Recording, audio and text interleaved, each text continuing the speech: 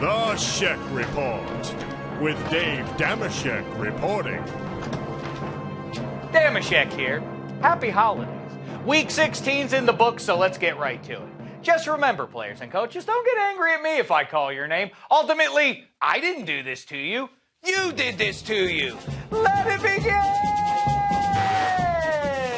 At number 4, all the Grinches and Scrooges who decided to spend Christmas night up on Mount Pius belly aching about this marvelous playoff clinching pass from Dontari Poe.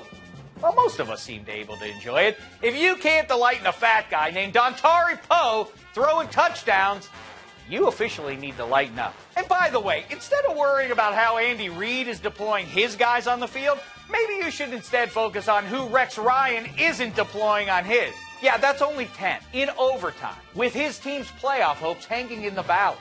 That is a 57-yard run by Jay Ajayi. Come on, Rexy. Turn it up to 11. You're allowed to.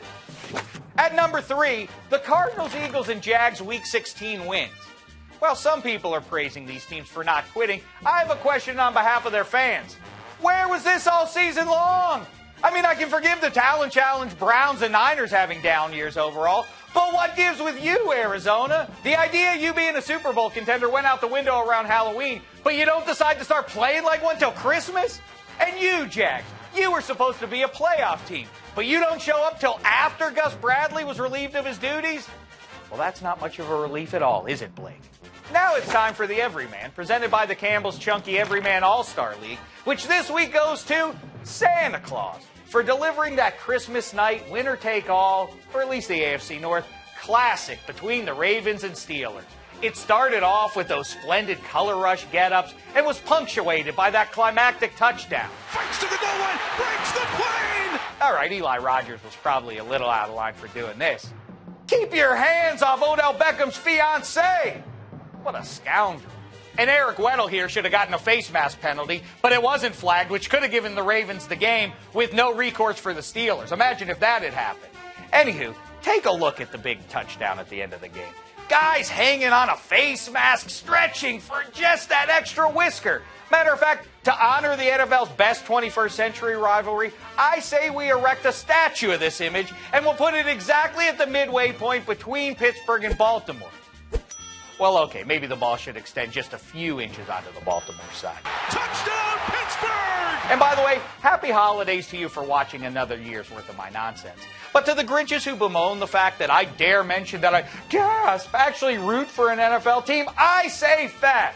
Why should you get to have all the fun? And by the way, if you couldn't tell by looking at me, I didn't play pro football. My credibility's owed to having obsessively watched as many games as possible over the last many decades. It'd be weird if I didn't have a rooting interest, right? And for the record, I don't hate your team.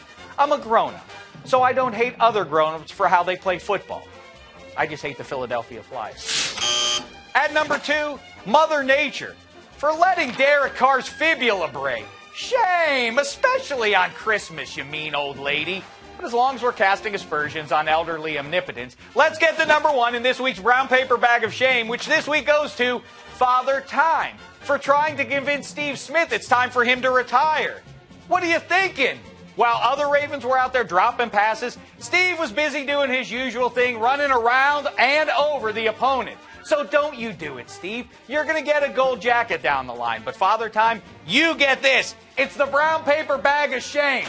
Till next time, try not to embarrass yourselves. Boy, you and Mother Nature sure deserve each other, Father Time. Shame.